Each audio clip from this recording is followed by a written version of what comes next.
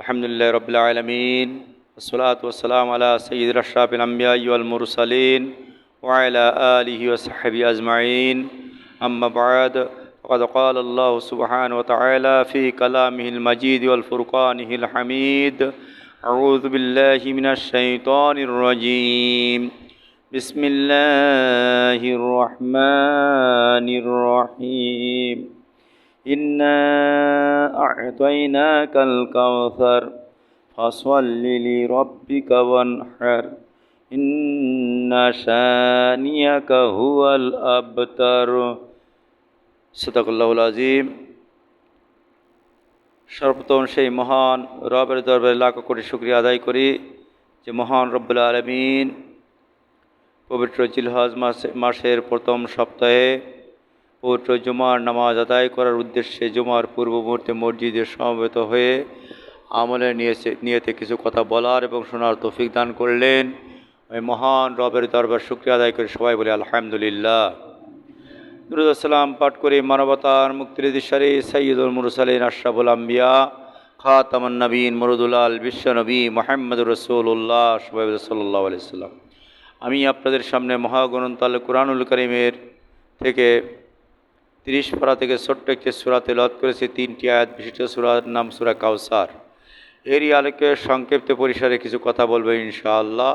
আমা তৌফিক ইল্লা বিল্লাহ আলাইহি তাওয়াক্কালতু ওয়া ইলাইহি উনীব। সম্মানিত উপস্থিতি, আমাদের মাঝে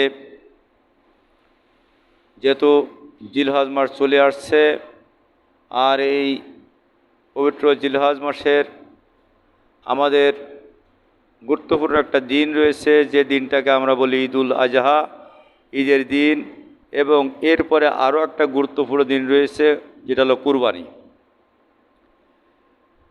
তো এই কুরবানি তো আজকের নাই, কুরবানির সৃষ্টি হযরত ইব্রাহিম আলাইহিস সালাম থেকে কুরবানি শুরু হয়েছে। এর আগেও কুরবানি ছিল, সেই কুরবানিটা আলাদা। আর আমরা যে কুরবানিটা করি এটা হলো আলাদা। আমরা ইব্রাহিম আলাইহিস সালাম থেকে কুরবানি করি। আদম আলাইহিস সালাম সহ সমস্ত আম্বিয়া কিরামগণ কুরবানি করেছেন, তাদের কুরবানিগুলো ছিল ভিন্ন, আর আমাদের কুরবানিটা হলো ভিন্ন। আমরা যেহেতু জাতির পিতা হিসেবে ইব্রাহিম আলাইহিস সালামকে মানি, আল্লাহ রাব্বুল আলামিন কালামে পাকের ভিতরে বলছেন মিল্লাতা আবিকুম ইব্রাহিম হুয়া সাম্মাকুমুল মুসলিমিন। আমি আল্লাহ রাব্বুল আলামিন তোমাদেরকে জাতির পিতা হিসেবে ইব্রাহিম আলাইহিস সালামকে নির্ধারণ করে দিয়েছি, নাম রেখে দিয়েছি। আমরা অবশ্যই অনেক সময় ভুলে ঢুলে যাই, বিভিন্ন লোকে জাতির পিতা বানাই।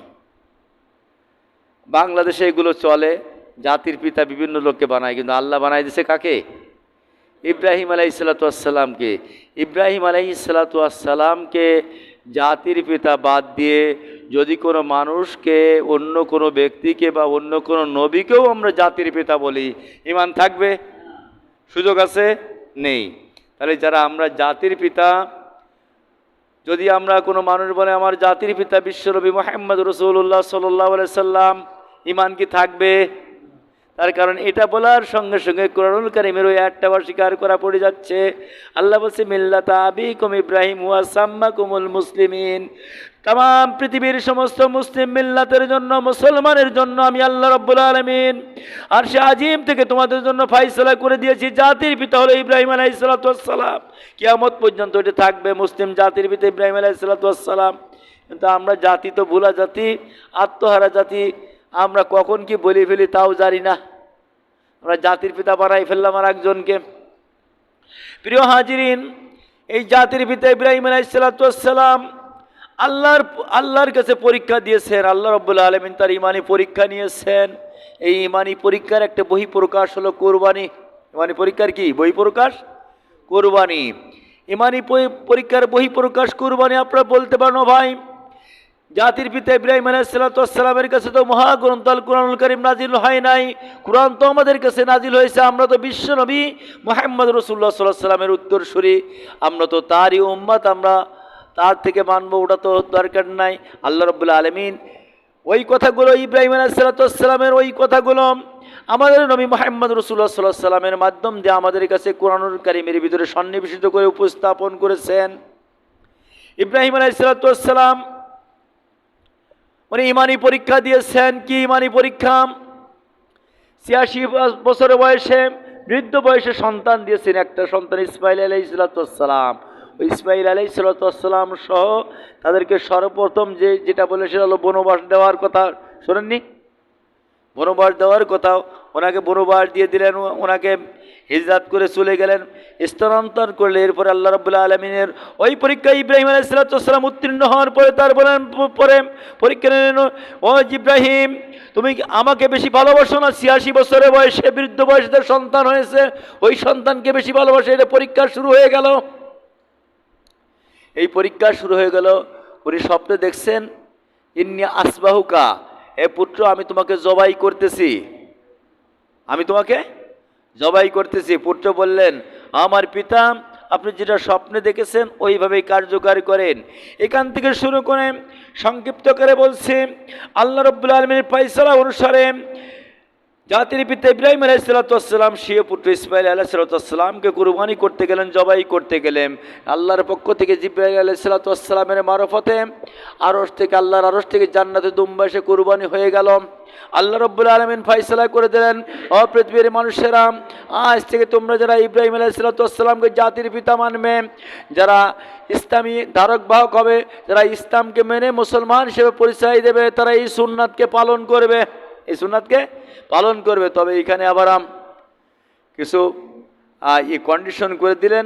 এই সুন্নাতটা আমাদের জন্য আবার বিশ্বনবী সাল্লাল্লাহু আলাইহি সাল্লাম এখানে আবার মালদারের কথা বললেন, যারা অর্থবিত্ত লোক কিরাই দিবে। কিন্তু ইমানি পরীক্ষা তো ওখানে অর্থের কথা ছিল না। অর্থের কথা ছিল? অর্থের কথা ছিল না। ওখানে ইমানি পরীক্ষা দিতে হবে। এই ইমানি পরীক্ষায় উনি পাশ করেছেন। পাশ করার পরে তো খলিলুল্লাহ উপাধি পেয়েছেন। কি খলিলুল্লাহ উপাধি পেয়েছেন? খলিলুল্লাহ মানে আল্লাহকে সন্তুষ্ট করার জন্য তিনি সব করেছেন খলিলুল্লাহ। এই জন্য ওই সূত্র হিসেবে আমরা কিন্তু এই কুরবানি করি। কিন্তু আমাদের কুরবানি কি আসলে ওই কুরবানির মতো আছে কিনা? ওই কুরবানির মতো গুরুত্ব আছে কিনা? ওই কুরবানির মতো তাকওয়ার দাবিদার আছে কিনা? ওই কুরবানির মতো আল্লাহ রাজি খুশি অর্জনের উদ্দেশ্য আছে কিনা? এটা আমাদের লক্ষ্য করতে হবে। যদি আমরা লক্ষ্য না করি তবে কিন্তু আমাদের এই কুরবানি দ্বারা ফায়দা দেবে না। দেবে? আল্লাহ রাব্বুল আলামিন কালাম পাকের ভিতরে বলেছেন, যাও পৃথিবীর মানুষেরা, তোমরা কি মনে করেছো যে আমি ঈমান আনলাম আর তোমাকে ছেড়ে দেওয়া হবে, তোমার পরীক্ষা নেওয়া হবে না? তোমাদেরকে অবশ্যই আমি পরীক্ষা নেব, পরীক্ষায় পাশ করা লাগবে। এই পরীক্ষা আমি বিভিন্ন কায়দায় নেব। হাসিবতুম আন তাদখুলুল জান্নাহ, তোমরা কি মনে করেছো যে তোমরা ঈমান এনেছো আর আমি তোমাদেরকে জান্নাত দিয়ে দেব? এই মনে করেছো নাকি? না, ঈমান আনলেই কিন্তু জান্নাত পাওয়া যাবে না। ঈমানের পরে অবিচল থাকতে হবে। ইন্নাল্লাযীনা ক্বালু রাব্বুনাল্লাহু সুম্মা ইসতাকামু তাতানাজ্জালু আলাইহিমুল মালাইকা, আল্লাহ বলছেন যদি ঈমান আনয়ন করার পরে, ঈমানের পরে প্রতিষ্ঠিত থাকতে পারো, ঈমানের পরে অবিচল থাকতে পারো, আমি আল্লাহ তোমাদের পরে ফেরেশতা নাজিল করব। কি ফেরেশতা নাজিল করব? কেমন ফেরেশতা নাজিল করব? যেমন জাতির পিতা ইব্রাহিম আলাইহিসসালাম স্বীয় পুত্র ইসমাঈল আলাইহিসসালামকে জবাই করার জন্য উদ্যত হয়েছেন, গলায় ছুরি চালাচ্ছেন, এমন তো মুহূর্তে ফেরেশতা জিবরাইল আলাইহিসসালাম এসে জান্নাতে দুম্বা দিয়ে ওনাকে সরাই দিলেন। ওই রকম ফেরেশতা নাজিল করব। মৃত্যুর সময় ফেরেশতা নাজিল করব, কবরে ফেরেশতা নাজিল করব, তোমার সমস্ত সেফটি সব কিছু। আলাইসাল্লাহু বিকাফিন আবদা, আমি আল্লাহ কি বান্দার জন্য যথেষ্ট না? অবশ্যই আমি আল্লাহ তোমার জন্য যথেষ্ট। আল্লাহু ওয়ালিউল্লাযিনা আমানু ইখরিজুহুম মিনাজ জুলুমাতি ইলান নূর, আমি হলাম আল্লাহ ঈমানদারদের বন্ধু, আর আমি ঈমানদারদের সমস্ত অন্ধকার থেকে আলোর পথে বের করে নিয়ে আসবো। কবরের অন্ধকারে বলেন, কবরের অন্ধকার আছে কিনা? ওই কবরের অন্ধকার থেকে আলোর পথে নিয়ে আসবো। জাহান্নামের অন্ধকার থেকে আলোর পথে নিয়ে আসবো, জান্নাতের পথে নিয়ে আসবো। জাহিলিয়াতের অন্ধকার, অজ্ঞতার অন্ধকার, দুর্নীতির অন্ধকার থেকে আমি আল্লাহ রাব্বুল আলামিন তোমাদেরকে আলোর পথ থেকে জান্নাতের পথে নিয়ে আসবো। যদি ঈমানের পরে অবিচল থাকতে পারো, ঈমানের পরে অবিচল থাকতে পারো। আল্লাহ রাব্বুল আলামিন এখানে বলছেন যে আমি যেটা তেলাওয়াত করেছি, আল্লাহ বলছেন রাসূল সাল্লাল্লাহু আলাইহি ওয়াসাল্লাম, আমি আপনাকে হাউজে কাউসার দিয়েছি। কি দিয়েছি? হাউজে কাউসার দিয়েছি। এই হাউজে কাউসার কারা পাবে? যারা গম চুরি করে এরাই পাবে। যারা দুর্নীতি করে চেয়ারবারের বুকে লাথি মেরে চাউলের কার্ড ছিনতাই করে নিয়ে আসে এরাই পাবে। এরাই পাবে? এরা পাবে না। কারা পাবে? আল্লাহ এখানে বলছেন যারা হাউজে কাউসার ওরাই পাবে, হাউজে কাউসারের পানি ওরাই পান করবে। নবী মুহাম্মদ সাল্লাল্লাহু আলাইহি ওয়াসাল্লাম যারা ফাসাল্লি রব্বিক, তোমার রবের উদ্দেশ্যে নামাজ আদায় করে, কি করে? রবের উদ্দেশ্যে নামাজ আদায় করে। তাই নামাজের পরে কালেমার প্রথম পরে, কালেমার পরে প্রথম কাজটা হলো কি? নামাজ। কালেমা যারা পড়ে এদেরকে আমরা কি বলি? মুসলমান। এদেরকে কি বলি? মুসলমান। কথা বলেন, কথা না বললে বুঝবো কি?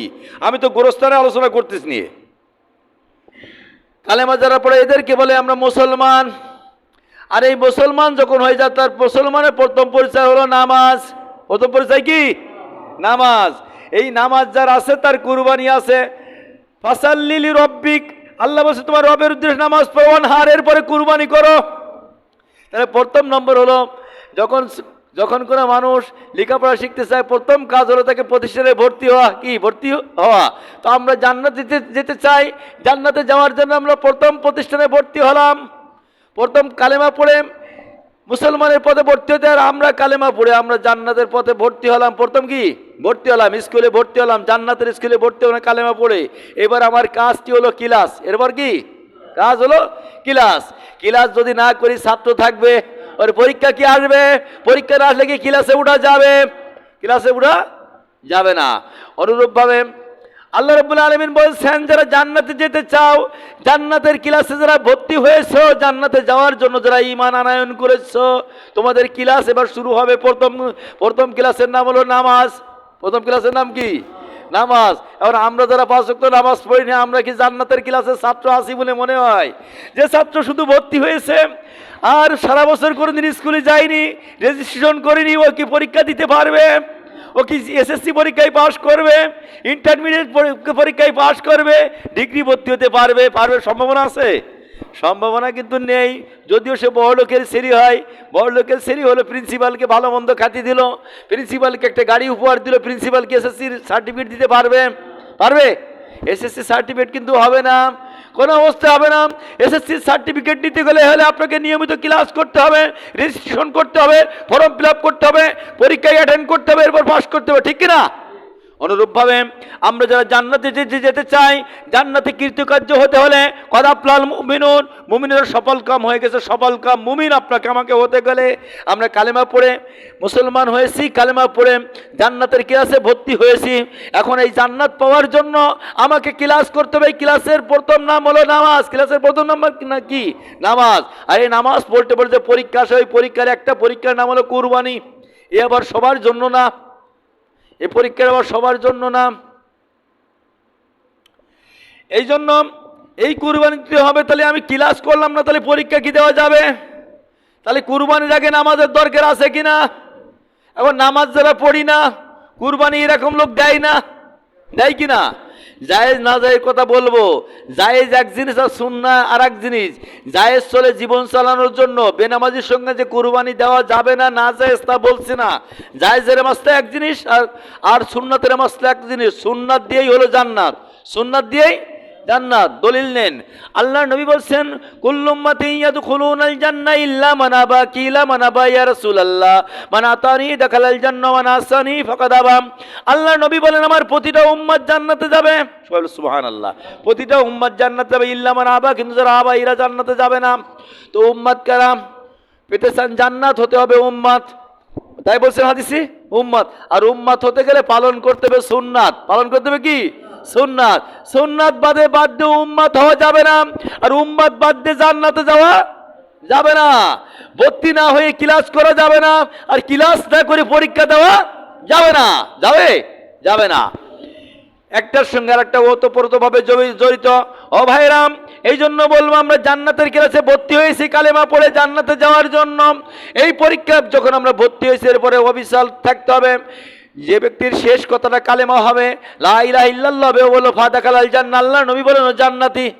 তাহলে এরপরে প্রতিষ্ঠিত না থাকলে কি হবে? প্রতিষ্ঠিত না থাকলে হবে না। এই জন্য প্রতিষ্ঠিত থাকতে হবে। এই জন্য যারা নামাজি, আপনার আমার জন্য নামাজ পড়া বাধ্যতামূলক। নামাজ হলো আপনার আমার জন্য জান্নাতের একটা ক্লাস। এই নামাজের পরেই হলো কুরবানি। বড় গরু কুরবানি করব, 2 লক্ষ টাকার দামের গরু কুরবানি করবো, নামাজ পড়বো না, হবে? আল্লাহ রাব্বুল আলামিন সূরা আরামের 162 নম্বর আয়াতের ভিতরে বলছেন, কুল ইন্না সলাতি ওয়া নুসুকি ওয়া মাহইয়ায়া ওয়া মামাতি লিল্লাহি রাব্বিল আলামিন। আল্লাহ বলছেন বলো আমার নামাজ, কুল হে রাসূল বলে দেন, বলো ইন্না সলাতি আমার নামাজ, ও নুসুকি এরপর আমার কুরবানি, ও মাহইয়ায়া আমার জন্য বেঁচে থাকা, ও মামাতি আমার জন্য মরে যা, লিল্লাহি রাব্বিল আলামিন একমাত্র আল্লাহর জন্য আমার বেঁচে থাকা, আমার মরে থাকা, আমার মরে যাওয়া, আমার নামাজ রোজা হজ জাকাত কার জন্য? আল্লাহর জন্য। আমাদের পৃথিবীতে পাঠাইছে কে? যাবো কার কাছে? জান্নাতের মালিক কে? জাহান্নামের মালিক কে? আল্লাহ। ওই আল্লাহর ইবাদত করতে হবে, ওই আল্লাহর গোলামি করার জন্য আমরা কুরবানি করব। আল্লাহ রাব্বুল আলামিন সূরা হজ্জের ভিতরে বলছে, লা ইয়ানালাল্লাহু লুহুমুহা ওয়ালা দিমাউহা ওয়ালাকিন ইয়ানালুত তাকওয়া মিনকুম ওয়া যালিকা সাখখারা লাকুম লিতুকাব্বিরুল্লাহু আলা মা হাদাকুম ওয়া বাশশিরিল মুহসিনিন। আল্লাহ বলছেন যে আমার কাছে ওই বড় গরুর গোশত পৌঁছায় না, ওই বড় গরুর রক্ত পৌঁছায় না, আমার কাছে পৌঁছায় তাকওয়া। আমার কাছে কি পৌঁছায়? তাকওয়া। এখন নামাজ আপনি পড়েন না, তাকওয়া কি আছে বলে মনে হয়? তাকওয়া কি আছে বলে মনে হয়? তাকওয়া আছে বলে মনে হয় না। যারা নামাজ পড়ে না, বেনামাজির সঙ্গে কুরবানি করলে সুন্নাত আদায় হবে না, সুন্নাত আদায় হবে না। জায়েজ, আমি না জায়েজ বলছি না, জায়েজ এক জিনিস আর সুন্নাত আর এক জিনিস। জীবন চালানোর জন্য অনেক কিছু জায়েজ করে নিতে হয়। যেমন ইসলাম বলছে ছবি তোলা হারাম, ছবি তোলা হারাম। ওলামাই কিরাম বলছেন প্রয়োজনে ছবি তোলা জায়েজ। যেমন ওই যে ফুরাক্সে দলিল হচ্ছিল, এতকাল জাল দলিল হতো, এখন ছবি মারা দলিল। ছবি না মারলে দলিল হবে না, ছবি দিতে হবে। ছবি যে জাল দলিল আর করতে পারো, জাল দলিল বন্ধ হয়ে গেছে না, গেছে। হজে যাওয়ার জন্য, পাসপোর্ট করার জন্য ছবির দরকার। ওলামাই কিরাম বলছে জীবন চালানোর জন্য এগুলো জায়েজ, কিন্তু শরিয়াত বলছিল প্রথমে এটা না জায়েজ, হারাম। কিন্তু এখন জীবন চালানোর জন্য দুনিয়াবি স্বার্থগুলোকে জায়েজ। জায়েজ এক জিনিস আর সুন্নাত হলো আর এক জিনিস। আমরা এড়িয়ে চলবো, যেখানে না করলে নয় সেখানে করবো না। বুঝছেন কথা? জায়েজের বস্তা বুঝছেন? এরকম জায়েজ এক জিনিস, সুন্নাত আর এক জিনিস। আমরা পালন করবো কি? সুন্নাত। আমরা পালন করবো কি? সুন্নাত। এই জন্য সুন্নাত পালন করতে গেলে যে ব্যক্তি নামাজ পড়ে না, ওকে নামাজি বানাবো না, দূরে ঠেলে দেবো। এই তুই নামাজ পড়ি, তোর সাথে কুরবানি করবো না, এটাই বলবো নাকি?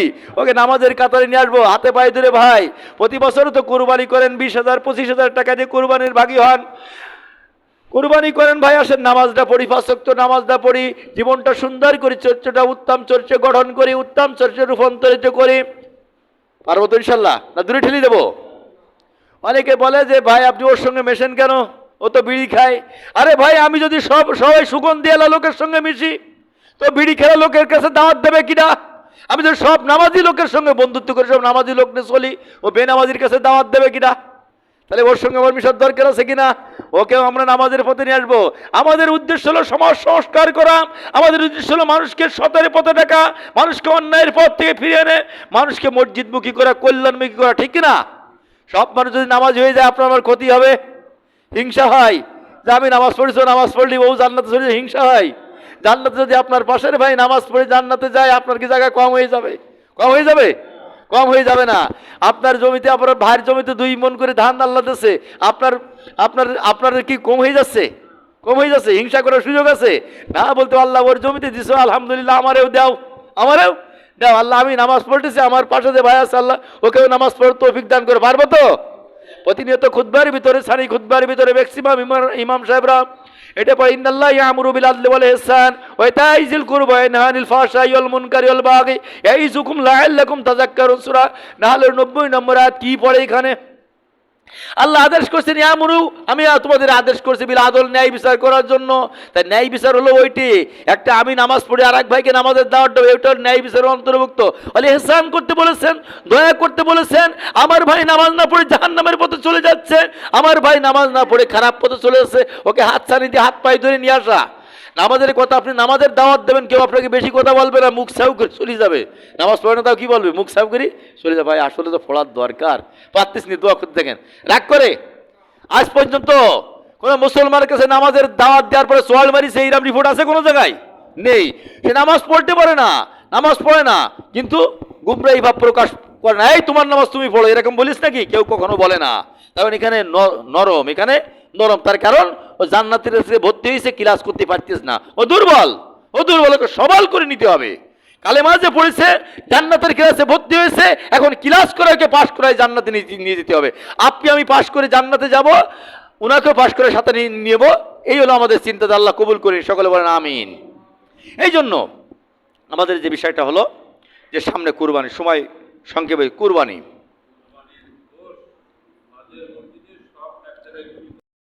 এটা আমাদের লক্ষ্য করতে হবে, আমাদের লক্ষ্য করতে হবে। যদি আমরা লক্ষ্য না করি তাহলে কিন্তু হবে না। তাহলে বেনামাজির সঙ্গে কুরবানি করব, তাকে নামাজের পথে আনিয়ে দাওয়াত দিয়ে, যদি আমার না দাওয়াত কবুল না করে আমি অনেক নেই, আমি অনেক কি নেই। এখন আমরা গাতা বেঁধে ফেলেছি, সাতজন একসঙ্গে জোট করে ফেলেছি, তাই যুগ যুগ কুরবানি করে যাচ্ছি।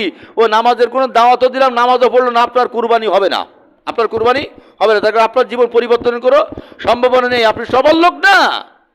আপনি এবছর করেছেন, তাকে দাওয়াত দেন, দিয়ে দেখেন পরবর্তী আগামী জিলহজ পর্যন্ত যদি আল্লাহ বাসায় রেখেছে নামাজ পড়ে কিনা, নামাজের তাগিদ দেন। আপনার আমার কাজ হলো তাকে পরিবর্তন করে সাথে নিয়ে আসা।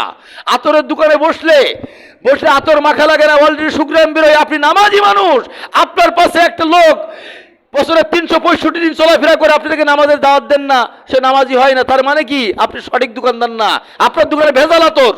কি বললাম? ভেজাল আতর। সঠিক আতর হলে গ্রান বেরোবে, চেষ্টা করতে হবে, ঠিক কিনা? চেষ্টা করতে হবে, পয়সা লাগবে চেষ্টা করতে, দাওয়াত দিতে চেষ্টা, পয়সা লাগবে। আল্লাহ রাব্বুল আলামিন বলেছেন 2 শ্রেণীর মানুষ সফল কাম। কয় শ্রেণীর মানুষ? 2 শ্রেণীর মানুষ। ওয়ালতাকুম মিনকুম উম্মাতুন ইয়াদুনা ইলাল খায়র ওয়া ইয়ামুরুনা বিল মারুফ ওয়া ইয়ানহাউনা আনিল মুনকার উলাইকা হুমুল মুফলিহুন। আল্লাহর নবী বলেন আমার উম্মতের ভিতরে দুটো দল থাকবে, একটা দল থাকবে যে দলের দুটো কাজ হবে। একটা কাজ হলো মানুষকে কল্যাণের দিকে ডাকা, ভালোর দিকে ডাকা, আরেকটা কাজ হলো অসৎ কাজে নিষেধ করা। উলাইকা হুমুল মুফলিহুন, এরাই হলো জান্নাতি, এরাই হলো সফল কাম। আমরা কোথায় যেতে চাই? জান্নাত। আল্লাহ কবুল করে নিন, সকলে বলেন আমিন। আমরা জান্নাত যেতে চাই, সকলে বলেন আল্লাহ কবুল করে নিন, সকলে বলেন আমিন। সাথে সাথে আমাদের যারা পিতামাতা আছে আল্লাহ তাদেরকেও জান্নাত দান করে, সকলে বলেন আমিন। এই জন্য এটা আমরা লক্ষ্য করব।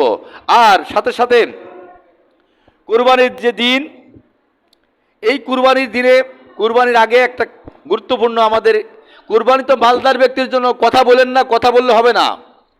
এখন আমি কুরবানি মালদার ব্যক্তির জন্য কি ওয়াজিব, আর আরেকটা ওয়াজিব আছে সকলের জন্য ওয়াজিব, যারা প্রাপ্তবয়স্ক সকলের জন্য কি ওয়াজিব। 9 তারিখ ফজর থেকে 13 তারিখ আসর পর্যন্ত আইয়ামে তাশরিক, প্রত্যেক ফরজ নামাজের পরে একবার পড়া আল্লাহু আকবার, আল্লাহু আকবার, লা ইলাহা ইল্লাল্লাহু, আল্লাহু আকবার, আল্লাহু আকবার, লিল্লাহিল হামদ। এটা কি সবার জন্য ওয়াজিব। 9 তারিখ ফজর থেকে 13 তারিখ আসর পর্যন্ত, ঈদের আগের দিন অর্থাৎ বুধবারের দিন ফজর থেকে শুরু, বৃহস্পতিবার ঈদ, জি 10 তারিখ বৃহস্পতিবার, জি 9 তারিখ ফজর থেকে 13 তারিখ আসর পর্যন্ত, এই কয়দিন এই আইয়ামে তাশরিক, এটা সবার জন্য পড়া ওয়াজিব। নারী পুরুষ যারা প্রাপ্তবয়স্ক এদের সবার জন্য পড়া কি ওয়াজিব। আর কুরবানি কার জন্য ওয়াজিব? প্রাপ্তবয়স্কের জন্য। কুরবানি পরিবারের পক্ষ থেকে একজন আদায় করলে হয়ে যায় কিনা? আপনি পরিবারের প্রধান, আপনি আদায় করলে কুরবানি হয়ে গেল। কিন্তু আপনি যদি 20 বার পড়েন সবারটা কিন্তু আদায় হবে না। এই জন্য আমাদের যারা মা আছে, স্ত্রী আছে, বাড়িতে সন্তান আছে, সন্ততি আছে, সবাইকে আমরা দাওয়াত দেব 9 তারিখ ফজর থেকে বুধবার ফজর থেকে শুরু করে 13 তারিখ আসর পর্যন্ত আমরা আইয়ামে তাশরিক পড়ব, পারবো তো ইনশাআল্লাহ। এটা হলো ওয়াজিব, এটা আদায় করতে, ওয়াজিব আদায় না করলে গুনাহগার হতে হবে। এরপর আরো একটা যে বিষয় আছে কুরবানির গোশত সংক্রান্ত বিষয়, যে কুরবানি গোশতের যে মশলা, বিভিন্ন প্রকারের মশলা পাওয়া যায়, তারপরে তার ভিতর উত্তম মশলা হলো 1 ভাগ আত্মীয় স্বজনের জন্য রাখবেন, আপনি 1 ভাগ নেবেন, আর 1 ভাগ অসহায় দুস্থ গরিব মানুষের মাঝে, যারা কুরবানি করে নাই তাদের মাঝে বন্টন করবেন। এখন অসহায় দুস্থ বলতে যদি মনে করেন যে ও তো এমনি সুস্থ মানুষ, ও তো ওরে দেব কেন গোশ, না, যে কুরবানি করিনি, কুরবানি যে করতে পারিনি, ও আপনার তুলনায় এখানে দুস্থ। এই আর সুন্দর একটা পদ্ধতি আমাদের এখানে আছে, যদি আপনারা সম্মতি দেন, সেটা হলো, তাকে অনেক লোক এমন আছে মান সম্মানের দায়ে কুরবানি করতে পারেনি, কিন্তু যে একজনের বাড়ি যেয়ে গোশ আনতে পারে না, লজ্জা করে, এই জন্য আমাদের আমির জামাত সাহেব বলতেন যে আপনারা ভদ্র গরিব চেনেন? বলে ভদ্র গরিব আবার কি? বলে ভদ্র গরিব, সে গরিব মানুষ কিন্তু লজ্জায় তারপরে যেতে পারে না, মান সম্মান দেয় যেতে পারে না, এগুলো দেখে আপনারা পৌঁছাই দেবেন। তো এই পৌঁছানোর ব্যবস্থা আমাদের গ্রামে আলহামদুলিল্লাহ মাজার মসজিদ থেকে করে ওরা